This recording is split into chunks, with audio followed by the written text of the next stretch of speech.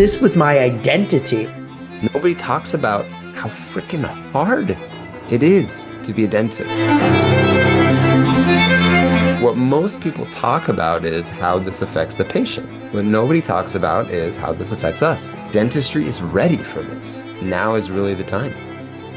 Welcome to Wellness and Dentistry. I am one of your hosts, Dr. Martin Mendelson. I'm a disabled dentist, coach, speaker, thought leader, and author. And I'm joined today, as always, by my dear friend and co-host, Dr. Kyle Stanley, who is a dentist, tech entrepreneur, speaker, and researcher. And together, we've helped thousands of dental professionals pursue wellness and dentistry. And if you're unfamiliar with us, I invite you to check out all of our respective links, websites, and course offerings that are connected to this episode. And speaking of course offerings, if you're liking what you're hearing and you want to come hang out with us, because we're super fun, you can come hang out with us this coming May 9th and 10th, where we are doing our Light Side Live in-person workshop all around wellness for the dental professional, for the dentist, at Glidewell Dental Laboratory in Irvine, California, this coming May.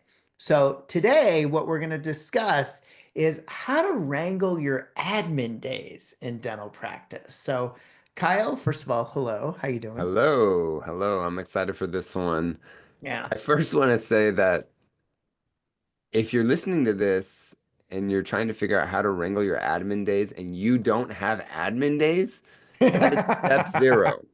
Be- Yeah. Because I'll tell you, that was me. Yeah. I was the person that was always trying to wear both hats Yeah. in the practice at the same time. And, I have two other partners too. So you would think that we would have figured that out, but no, we were all working Yep. clinically and all working from an admin standpoint or an owner standpoint too.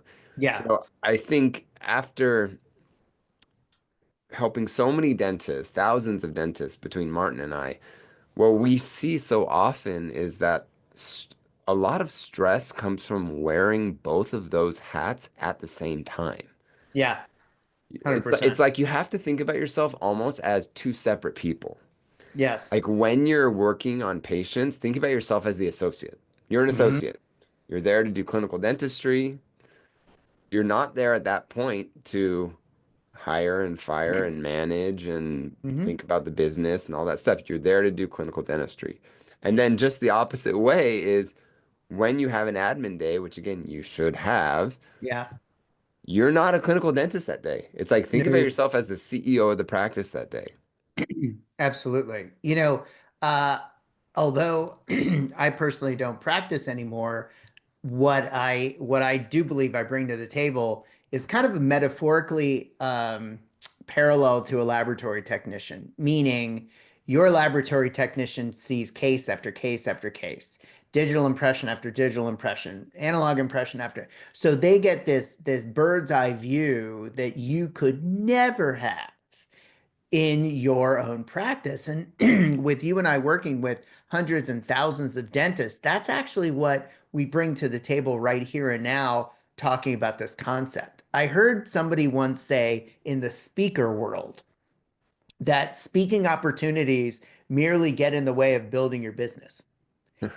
And so you could even tongue in cheek say treating patients get in the way of building the practice's business.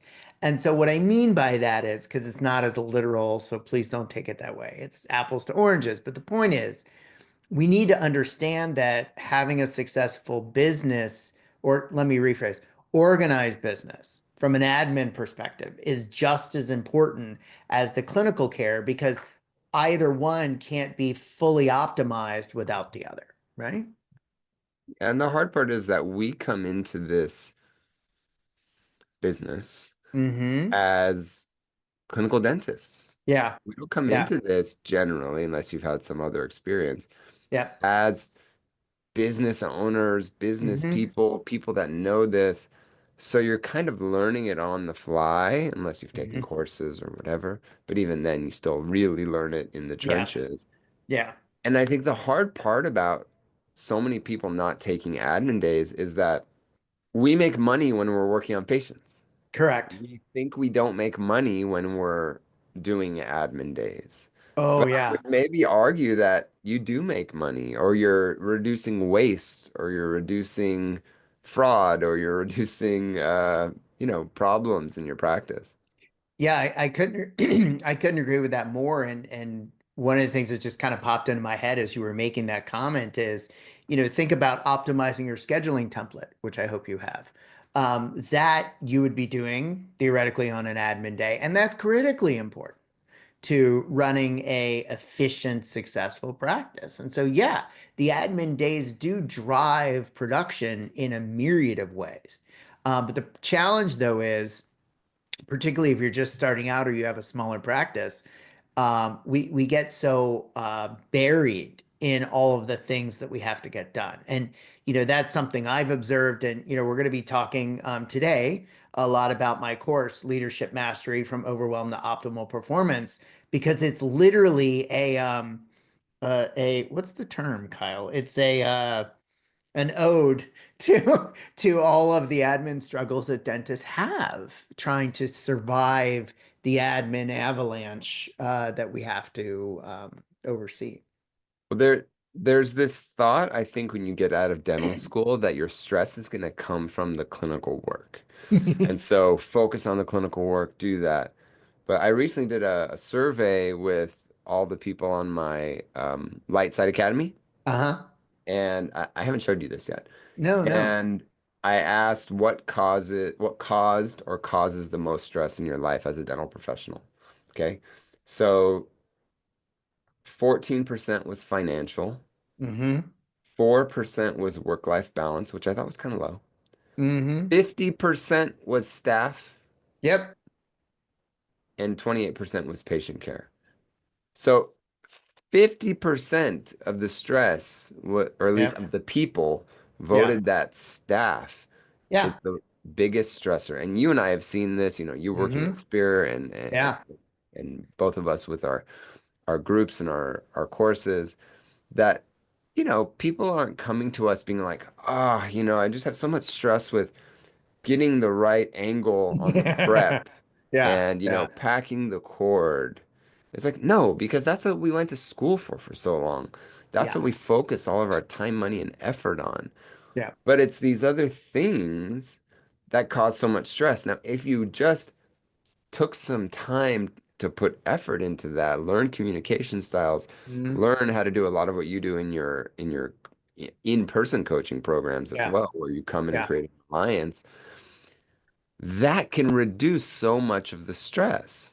Yeah, 100%, 100%. And what I also believe, because I've seen this over and over and over again, is most dentists don't even have a handle on the totality of everything that needs to get done. And what do I mean by that? I'll answer it by giving you a symptom. If you have sticky notes all over everywhere, or if you have lists that never seem to get any smaller, congrats, you're in overwhelm. And so understanding the totality of everything that's in front of you is one of the first steps to overcoming the overwhelm. I first came upon this when I was in executive management positions, not just at Spear, but for Vita in North America. I was overseeing the entire North American market for education and key opinion leaders. I had a budget in the millions, and I had, a team at one point that was greater than 20 individuals, and talk about overwhelm.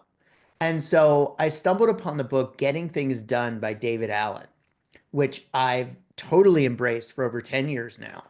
And saves it reduces my stress, number one, which he talks about in the book, but it also enables me to wrangle everything that's in front of me because his one of his overarching concepts is that you're getting all these things coming at you that go into an in basket, whether that's an email in basket, voicemail, no, it doesn't matter. Yeah. That in basket, now don't get scared, people. That in basket needs to be empty at all times because when stuff comes in, it then needs to be funneled to the right place so that you can then find it again, deal with it again, schedule it, or do it right then and there. So, as scary as that might sound, and as impossible as it might sound, I want to reiterate something. I didn't say you're getting everything done. I said you're capturing everything and Mhm. filtering them to the appropriate bucket. And just doing that can reduce your stress dramatically because guess what? You're not going to wake up at 3 in the morning and go, oh my gosh, I need to remember to do X because it's already accounted for. And it can change your life. It's so true. It reminds me of the book Deep Work by Cal Mm, Newport. yeah. Cal Newport has become fairly famous recently because of he has a new book out as well. I can't remember what that one's called, but he talks about deep work. Hmm. And it's funny how I saw this in the tech world, which Hmm. was I had work to do, Hmm. but I had all these meetings where I didn't actually have Yes. time to do the work. Yep. And that's the same thing that happens with dental professionals Hmm. is you have all this work, but you can't do it in 3-minute increments between No, patients. no, And so we need to schedule time for this deep work. And absolutely. I'll tell you, it will decrease your stress. Yeah. It will get you more organized Yep. and it will grow your business. We know plenty of people, we've given plenty examples on here and we've seen in our Mhm. live courses, people that take one day of admin and they make more money. They're doing Oh yeah. less dentistry and they make more money. Yeah. And we've 100%. seen it time and time again. So Yeah. so we've talked this first part of the podcast really about the importance of Hmm. taking these admin days. Yep. Let's go into a little more of, okay, now I've said I have an admin day. Let's say Yep. it's Wednesday, Yep. right? I have an admin day. I'm not treating patients that day. Yep. I may have an associate, I may still have hygiene, Hmm. but I'm not treating patients. H- Hmm. How do I start? How do I wrangle this day? I love that. First of all, I want to say something really important. You've been in practice for however long you've been in practice. And Rome wasn't built in a day. And so this process isn't going to get incorporated instantly. It's going to take some work. But the question you need to ask yourself is, how valuable is the stress reduction to me to able to spend so that I'm able to spend that time? Well, it's like what we always say, Martin, everything is a skill, right? Absolutely. Everything is skill. And guess Absolutely. what? Having a good admin day Yeah, is a skill. It's a absolutely. practice skill like anything else. Absolutely. Yeah. And in fact, you know this, I spend at least an hour every week planning my week. And I look forward to it every week. Why? Because it completely organizes me so I don't feel overwhelmed and then I can celebrate what to do. So let me answer your question. Where do you start? The place you start is by understanding everything that's on your plate. So in my course, in lesson 2, I give people literally structure and worksheets to document what it is that's on your plate. And I call it a time versus task audit. We take a look at how we're spending our time today.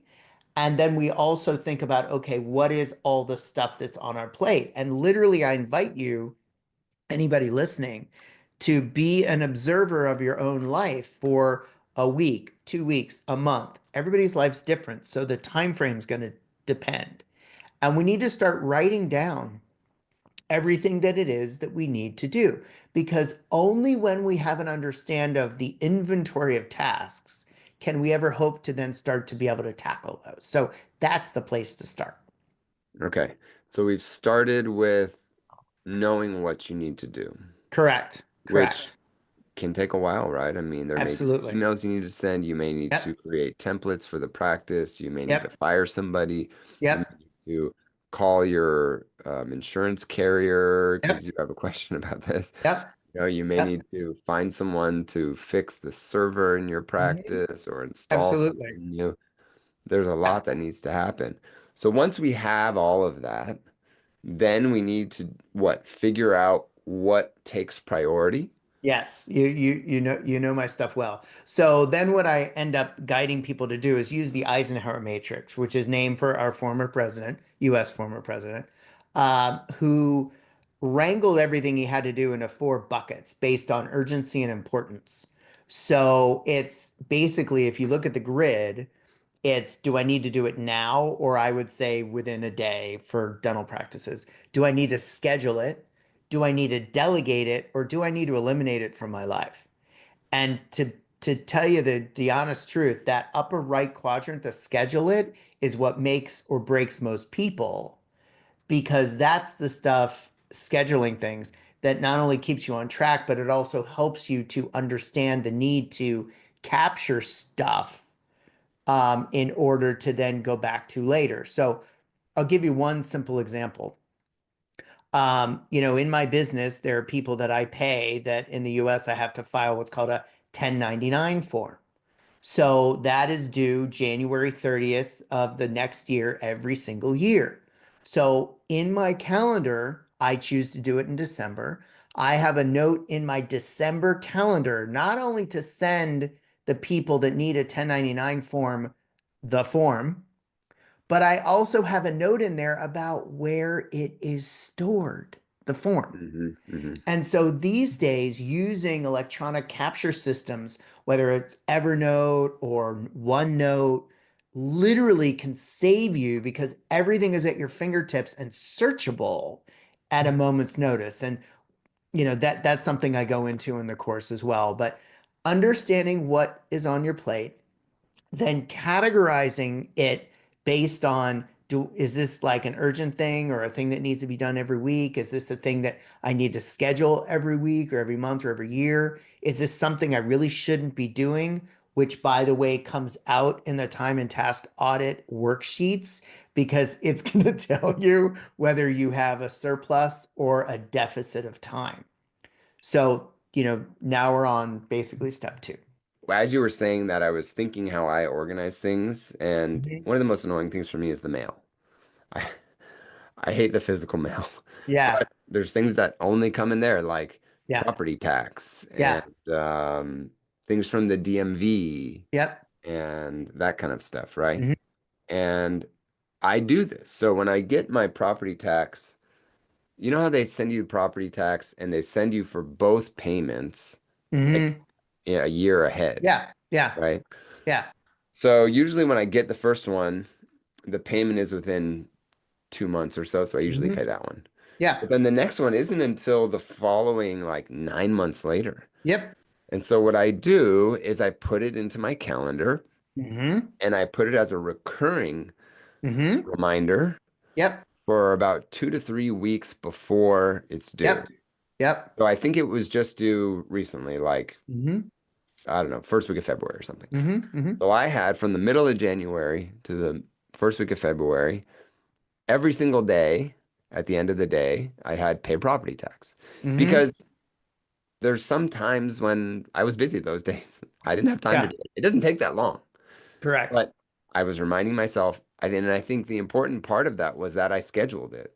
Oh, And I 100%. and I love what you were saying about the electronic tools that we have now, because I think if you're talking about doing this 30 years ago, this is Hmm. way more challenging than it is Oh, now. yeah. We have alarms you can set, calendars that we go off of. Yep. You can send yourself an email that Yep. arrives at a certain time. I mean, we have Yep. so many things to schedule it. Yep. Now, I wanted to ask you, you said most people have the biggest problem with the scheduling. Is that because they put it into the do now box?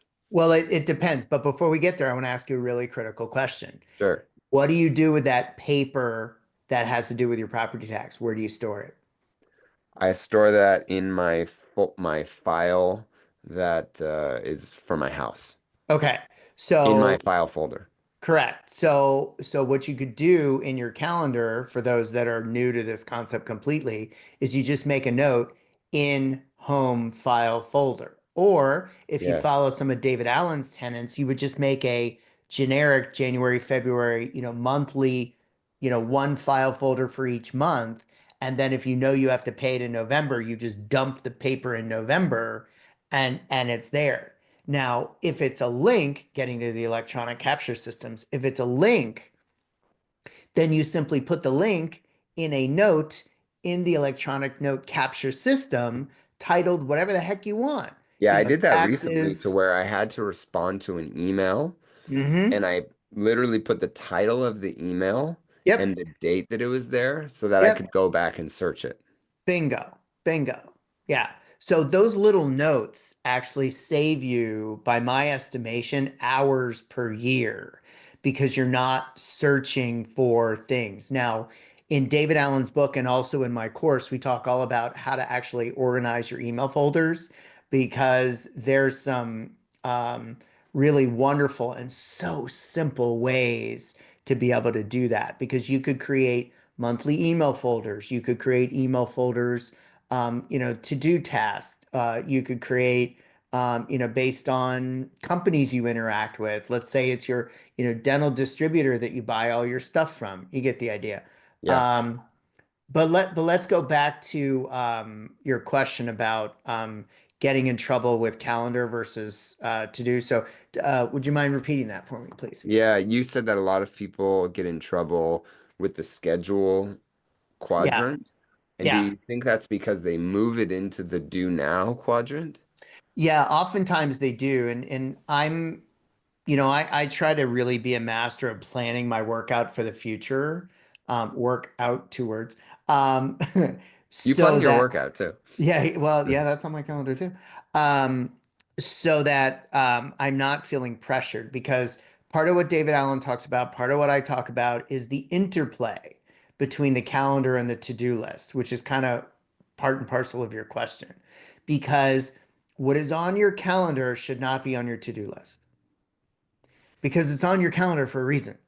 And so the what is on your calendar is a block of time to get a or several actions completed on the calendar. Therefore, it doesn't need to be on your to-do list. So it should be Now, off your to-do list because you've scheduled it. correct. Mhm. And the to-do list, and this is so important. The to-do list only and forevermore should ever, or excuse me, should only ever have actionable next steps. So you made a comment about hiring or firing a team member. That should not be on your to-do list. What should be on your to-do list is the next step in that process. Let's go with hiring people because that's more positive. So let's say you need to hire a new team member. What should go on your to-do list is not hire a new team member. It's the next step. It's talk to your office manager about asking him or her to create the job posting. If you're doing it yourself, maybe you're signing up for Indeed. Maybe you're writing the job posting. You see the difference? Because what happens is, talk about overwhelm.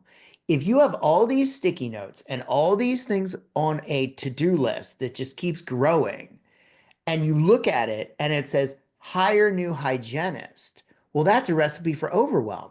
Because if Yeah. everything on there is global actions, you're never going to get anything done because you're just going to feel overwhelmed and go have a cup of coffee or whatever.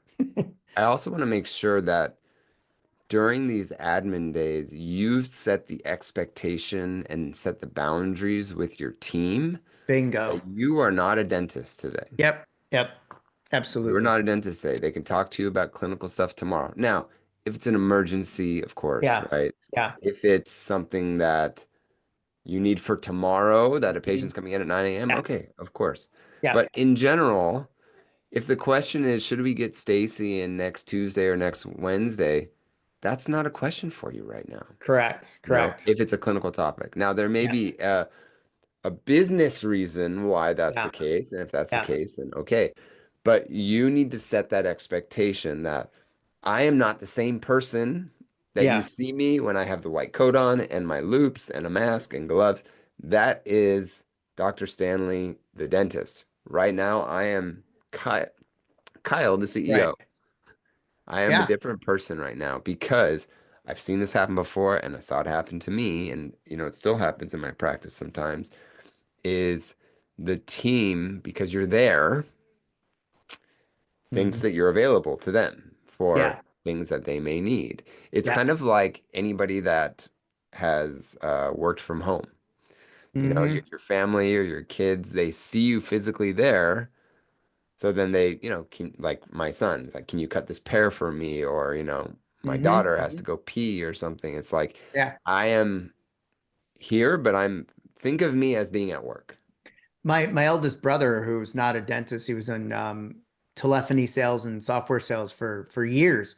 He was really good at that. Like his family knew, like if dad's at work, unless the house is on fire, Yes. literally, I think that's what he said. Unless the house is on fire, do not bother me. And they were good about it. And he stuck to his guns. And we could do a whole episode on how to, maybe we should, how to talk to our team members as it relates to leadership accountability when somebody comes to you. Because look, our team members are intending to do a good job, and nobody's, with very rare exception, nobody's trying to bother you because they're just trying to bother you. They Yeah. think they need to bother you. So maybe we could do a whole episode on kind of verbal skills around accountability to also guide your team members to be more autonomous, to think through certain decisions that they come across. Yeah, I mean, I learned that from a psychologist that we went to, like a family psychologist,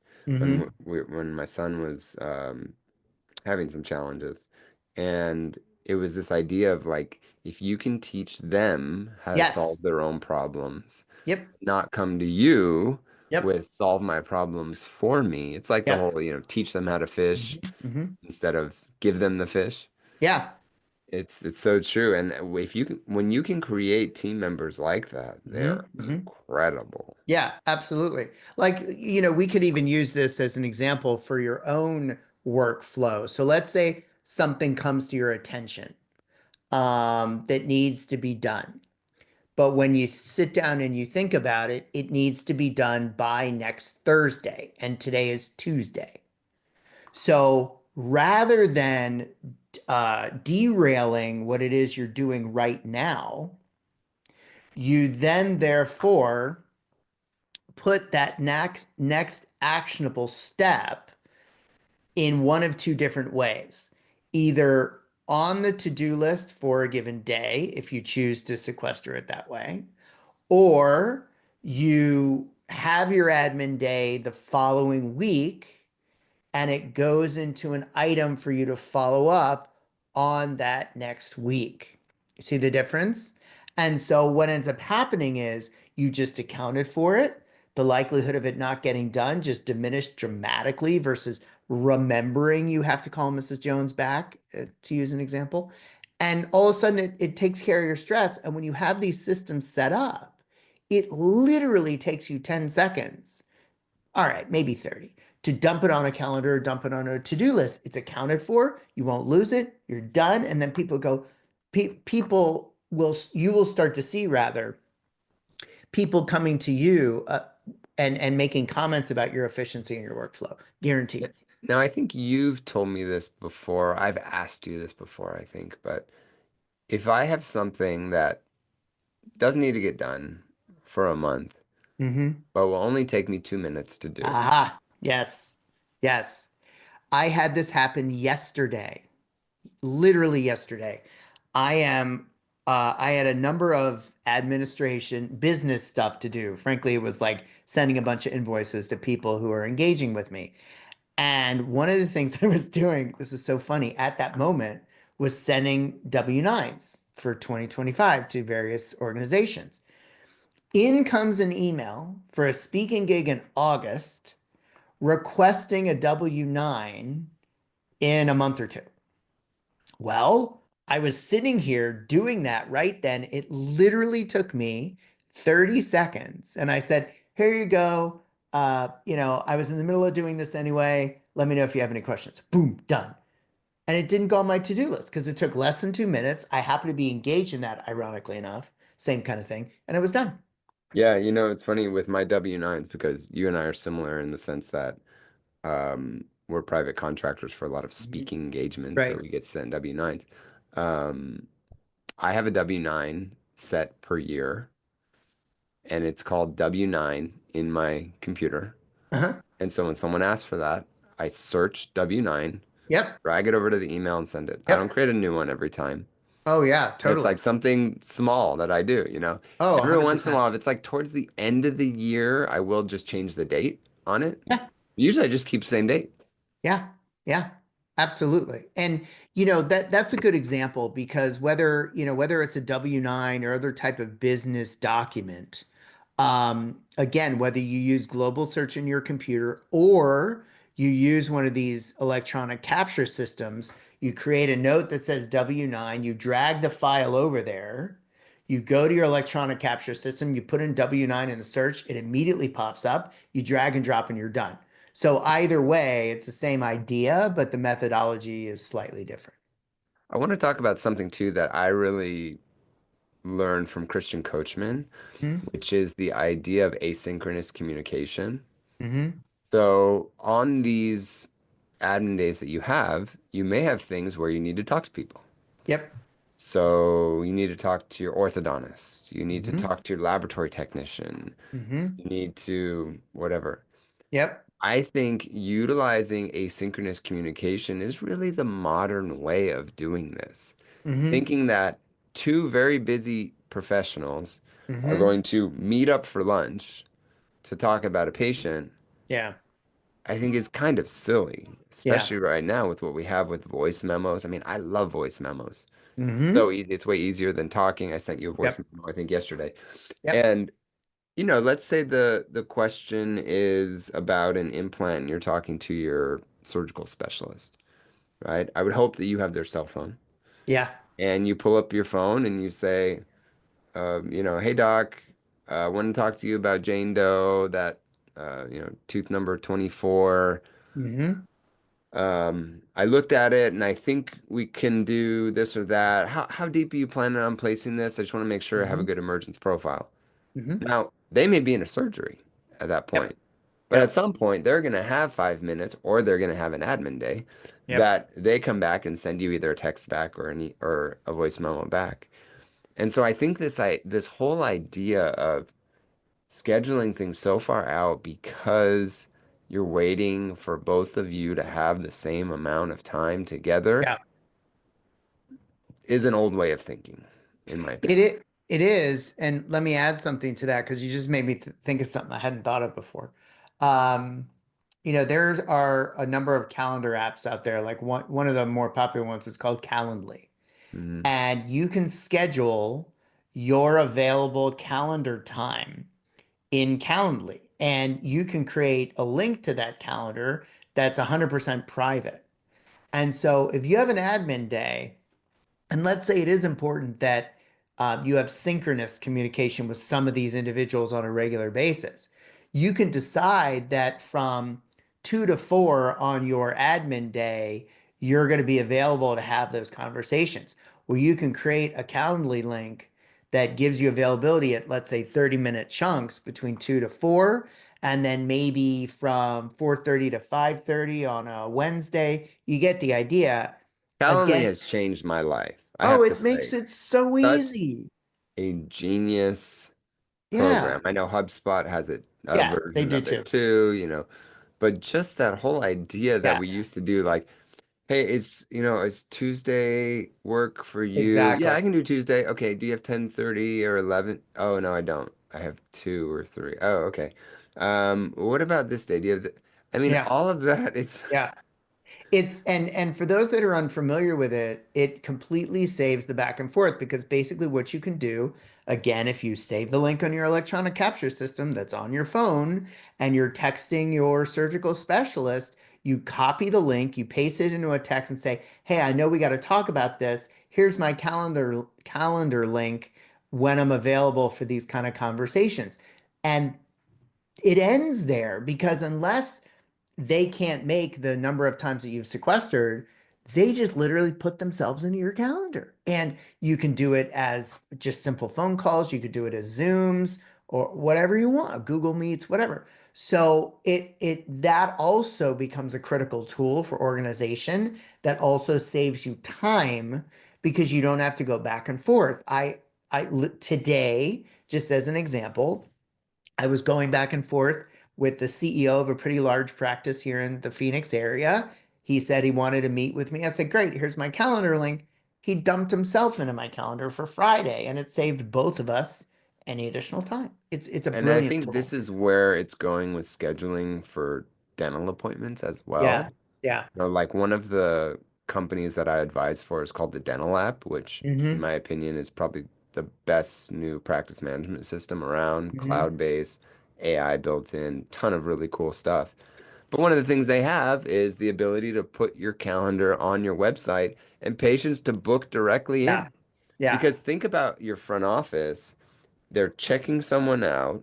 Yep. There's a new patient that just showed up that needs to sign consent forms, and someone's calling saying, Hmm. what time can I come in? Yeah. All of that can be automated.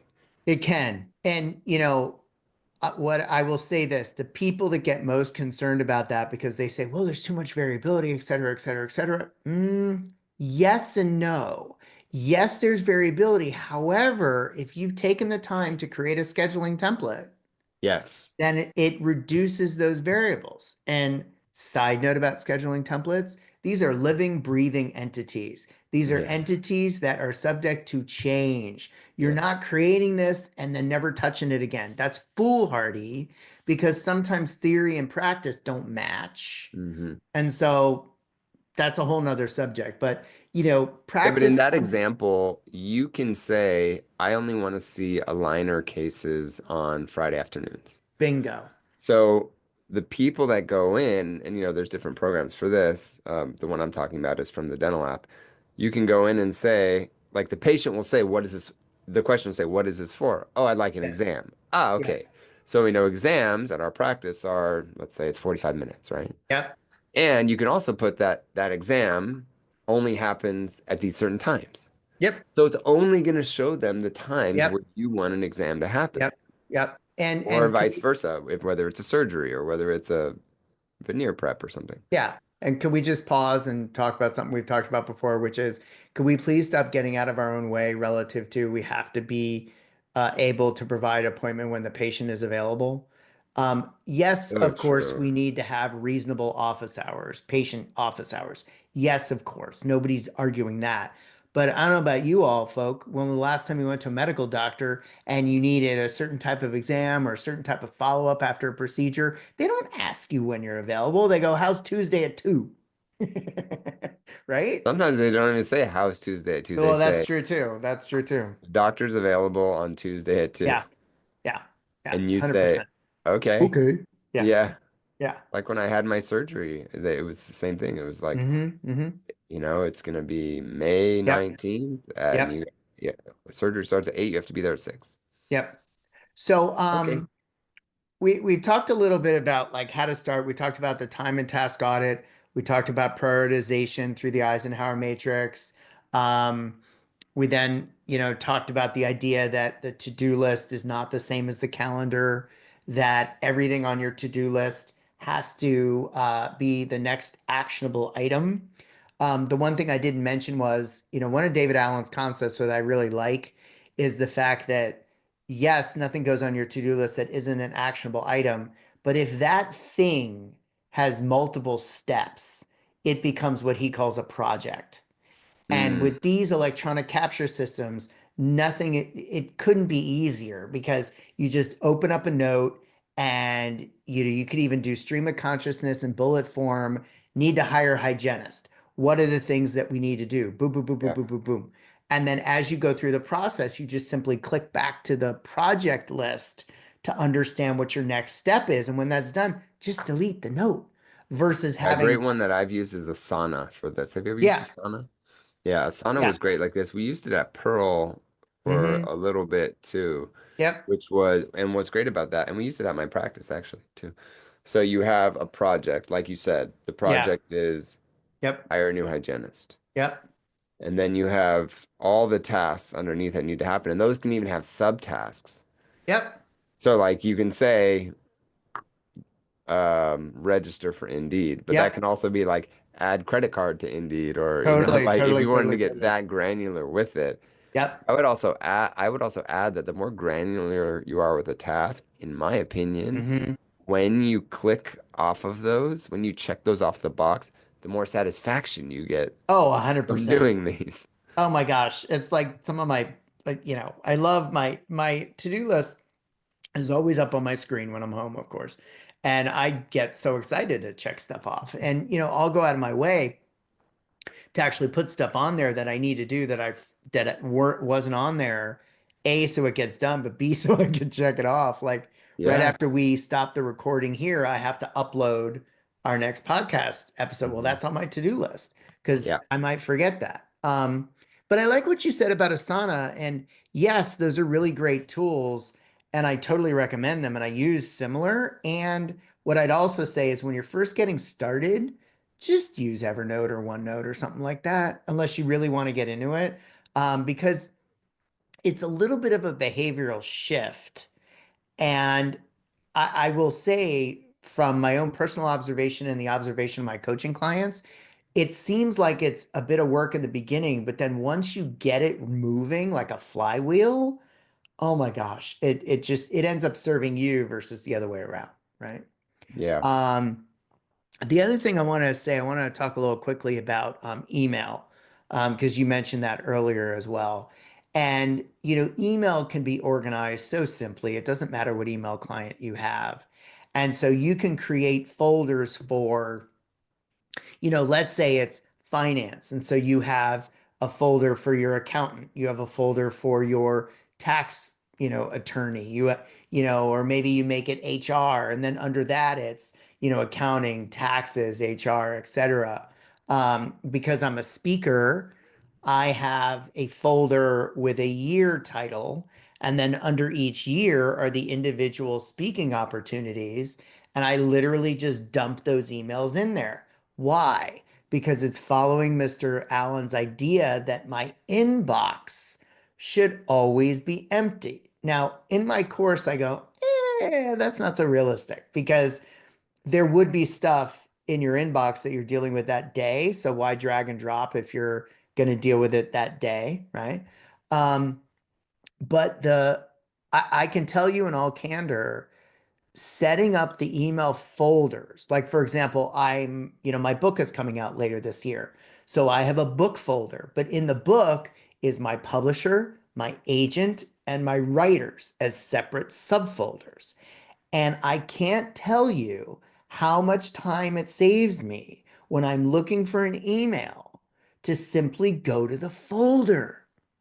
Because I jokingly say in my course multiple times, email search functionalities suck.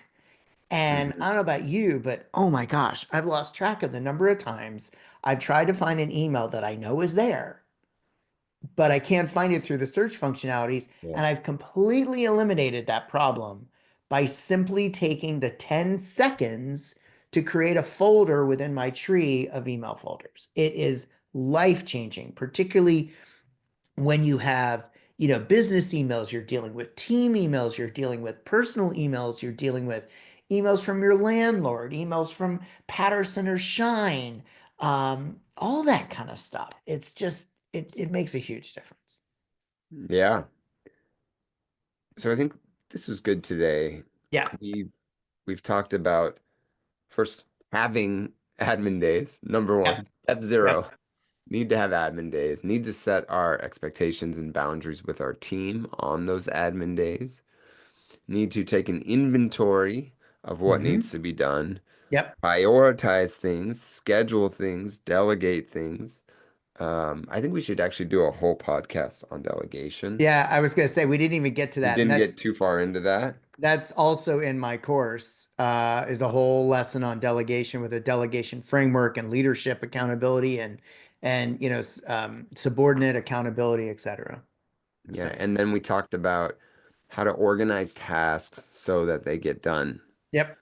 And so I think this is a very important topic. It's a very Oh, it's important huge. topic that dental professionals need to know, whether Hmm. you're a practice owner or not, because listen, even if you're an associate, your admin day may be Saturday.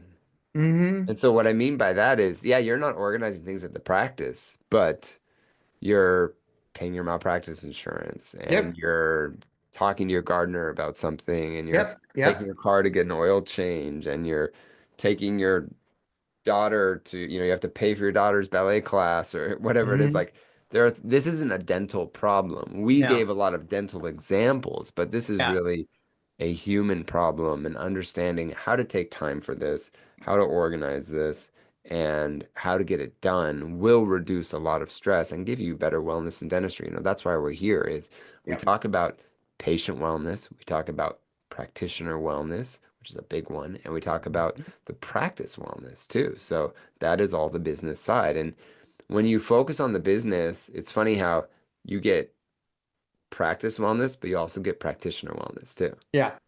because you 100%. highly reduce your stress. Yeah. And at the end of the day, what we're talking about is how to run a business.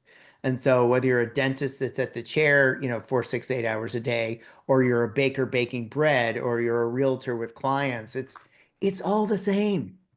It's Yes. all the same. Well, we hope you guys enjoyed this. If you have, we would love if you would share this with a colleague. That really helps us. If you want to come hang out with us for 2 days, you can come to our Lightside Live in-person transformational CE course. You get 12 CE credits. It's 2 days, and it's in Southern California on May 9th and 10th, 2025. You can go to wellnessanddentistry.com, look at our links, and you'll find it there. And we appreciate you listening today, and we'll see you on the next episode. Thanks a Bye-bye. lot.